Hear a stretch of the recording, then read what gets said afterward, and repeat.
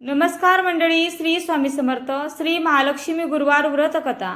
श्री महालक्ष्मीची अनेक नावे, अनेक रूपे आहेत. पार्वती, सिंधुकन्या, महालक्ष्मी, लक्ष्मी, राजलक्ष्मी, गृहलक्ष्मी, सावित्री, राधिका, राजेश्वरी, चंद्रा, गिरिजा, पद्मा, मालती, सुशीला अशा विविध नावांनी श्री महालक्ष्मी ओळखली जाते.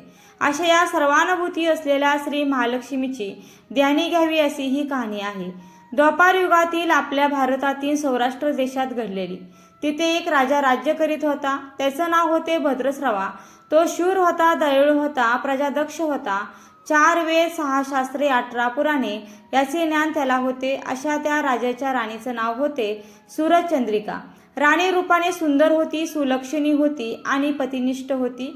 त्यांना एकूण 8 अपत्ये होती, 7 पुत्र आणि त्याच्यानंतर झालेली 1 कन्या. राजा राणीने कन्येचं नाव शांबाला ठेवले होते. एकदा देवीच्या मनात आले, आपण राजाच्या राजप्रसादी राहावे. त्याने राजा आणखी सुखी होईल, प्रजेलाही तो आणखी सुख देईल. गरीबाकडे राहिले तर सगळ्या संपत्तीचा तो एकटाच उपभोग घेईल.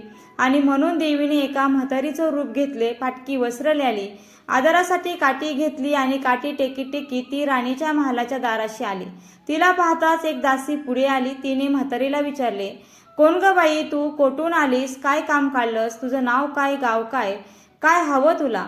म्हातारीचं रूप घेतलेली श्री महालक्ष्मी म्हणाली, माझं नाव कमलाबाई, द्वारकेला राहते मी. तुझ्या राणीला भेटायला आले. कुठे आहे ती? दासी म्हणाली, राणीसाहेब महालात आहेत. त्यांना सांगायला गेले तर त्या माझ्यावर रागवतील. तुला त्या कशा भेटतील? तुझा अवतार पाहून तुला त्या हाकलूनच देतील. तू इथेच थोडा वेळ आडोशाला थांब. म्हातारीला राग आला आणि ती संतापून म्हणाली, तुझी राणी गेल्या जन्मी एका वैश्याची पत्नी होती आणि तो वैश्य फार गरीब होता आणि त्यावरून त्या दोघांची नेहमी भांडणे होत. नवरा तिला मारहाण करी आणि या त्रासाला कंटाळून एक दिवस ती घर सोडून गेली आणि जंगलात उपाशी तापाशी भटकू लागली. तिची ती अवस्था पाहून मला तिची दया आली. मी तिला ऐश्वर्य, सुख आणि संपत्ती देणाऱ्या श्री महालक्ष्मी व्रताची माहिती सांगितली आणि त्याप्रमाणे तिने हे व्रत केलं. तिच्या व्रताने महालक्ष्मी माता प्रसन्न झाली आणि तिचे दारिद्र्य संपले. तिचे घर संपत्ती समृद्धीने भरले. तिच्या जीवनात आनंद भरला. मृत्यूनंतर लक्ष्मी व्रत केल्यामुळे ती दोघे पती पत्नी लक्ष्मी लोकात वैभवात राहिली आणि या जन्मी त्यांचा जन्म राजकुळात झाला. देवीच्या कृपेने ती आता राणीपदावर बसली आहे. म्हातारीचं बोलणे ऐकून दासीच्या मनात जिज्ञासा निर्माण झाली आणि तिने म्हातारीला पाणी दिले, नमस्कार केला आणि म्हणाली, मला सांगाल ते व्रत? मी करीन ते नेमाने, उठणार नाही, मातणार नाही आणि घेतला वसा टाकणार नाही. म्हातारीने दासीला लक्ष्मी व्रताची माहिती सांगितली आणि मग ती उठली व काठी टेकीत टेकीत निघणार तेवढ्यातच राणी तरतरा महालातून बाहेर आली. फाटक्या वस्त्रातील म्हातारीला पाहताच ती संतापली आणि उर्मटपणे म्हणाली, कोण ग तू थेरडे, इथे आली कशाला? जा इथून. तिने पुढे होऊन म्हातारीला घालवून दिले. ती म्हातारी म्हणजे प्रत्यक्ष महालक्ष्मीच होती आणि हे राणीला कळलेच नाही. राणीचा तो उर्मटपणा पाहून महालक्ष्मीने तेथे न थांबता स्वस्थानी जाण्याचं ठरवलं आणि राणीचा महाल सोडून ती म्हातारी निघणार तोच एक मुलगी लगबगीने बाहेर आली. ती मुलगी कोण होती तर राजकन्या शांबाला. तर तिने येऊन म्हातारीला नमस्कार केला आणि कळवून म्हणाली, आजी रागावू नका, माझी आई चुकली. तिच्यासाठी मला क्षमा करा, मी तुमच्या पाया पडते. राजकन्येचे ते बोलणे ऐकून श्री महालक्ष्मीला तिची दया आली. तिने शांबालेला लक्ष्मी व्रताची माहिती सांगितली आणि तो दिवस मार्गशीर्ष महिन्यातला पहिला गुरुवार होता. पुढे त्या दासीने लक्ष्मी व्रत केले. तिची स्थिती सुधारली.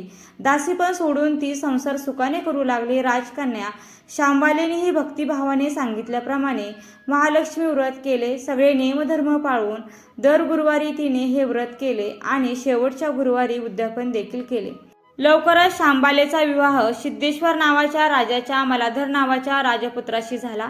तिला राजवैभव मिळाले. लक्ष्मी व्रताच्या प्रभावाने तिचा संसार सुखासमाधानाचा चालू लागला. पण इकडे भद्रश्रवा व राणी चंद्रिका यांना हळूहळू वाईट दिवस दिसायला लागले. त्यांचे राज्य गेले. त्यांचे सगळे वैभव ऐश्वर्य लयाला गेले. चंद्रिका राणी होती ती स्थिती आता बदलली. अन्न पाण्याला देखील ती महाग झाली. भद्रश्रवाला फार वाईट वाटे, पण तो तरी करणार काय? एक एक दिवस चिंतेने उगत होता आणि तसाच मावळत देखील होता. एक दिवस भद्रश्रवाला वाटले मुलीकडे जावे, तिला पाहावे आणि 4-8 दिवस तिच्याकडेच राहावे. त्याचप्रमाणे तो जावयाच्या राज्यात आला. चालून चालून तो खूप दमला होता आणि म्हणून थोडा वेळ विश्रांती घेण्यासाठी तो एका नदीच्या काठी बसला. राणीची दासी नदीवर येत होती आणि तिने भद्रस्रवाला ओळखले. दासी धावत महालात गेली, राजाला बातमी सांगितली. शांबालालाही ते समजले आणि शांबाला आणि मलाधराने रथ पाठवून भद्रस्रवाला अगदी मोठ्या मान सन्मानाने राजवाड्यात आणले आणि त्यांचा आदर सत्कार केला. काही दिवस जावयाचा आणि मुलीचा पाहुणचार घेत भद्रस्रवा राजवाड्यात राहिला. आता परत जायचे विचार त्याच्या मनात घोळू लागले. जावयाला त्याने तसे सांगितले. जावयाने संमती देखील दिली. भद्रस्रवा परत जायला निघाला तेव्हा शांबालेने एक हंडा भरून धन पित्याला दिले. तो हंडा घेऊन भद्रस्रवा घरी आला. मुलीने धनाने भरलेला हंडा दिला आहे हे ऐकून सूर्यचंद्रिकेचा आनंद गगनात मावेना. घाईघाईने तिने हंड्यावरचं झाकण काढलं आणि आत पाहते तर काय, हंड्यात धन नव्हतेच, होते फक्त कोळसे. महालक्ष्मीच्या अवकृपेने हंड्यातल्या धनाचे कोळसे झाले होते. चंद्रिकेने कपाळावर हात मारून घेतला आणि भद्रस्रवा देखील हा चमत्कार पाहून चकित झाला होता. दुःखाचे दिवस संपत नव्हते, दारिद्र्याचे भोग सुटत नव्हते. सूरजचंद्रिकेला एक एक दिवस काढताना जीव अगदी मेटाकुटीला येत होता. एक दिवस सूरजचंद्रिकेच्या मनात देखील लेकीला भेटायची इच्छा निर्माण झाली. त्याप्रमाणे ती लेकीच्या घरी जाण्यासाठी निघाली आणि तो दिवस मार्गशीर्ष महिन्यातला शेवटचा गुरुवार होता. सूरजचंद्रिका लेकीच्या घरी पोचली तेव्हा शांबाला व्रताचे उद्यापन करत होती. शांबालाने आईकडून ही महालक्ष्मी व्रत करवून घेतले. 4 दिवस मुलीकडे राहून सूरजचंद्रिका परत आपल्या गावात आली. लक्ष्मीव्रत केल्यामुळे काही दिवसातच त्यांना त्यांचे पूर्वीचे वैभव परत मिळाले.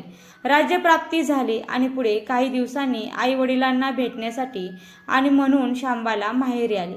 पण बाप भेटायला गेला असताना त्याला शांबालेने कोळसा भरलेला हंडा दिला होता, पण आपल्याला मात्र काहीच दिलं नाही.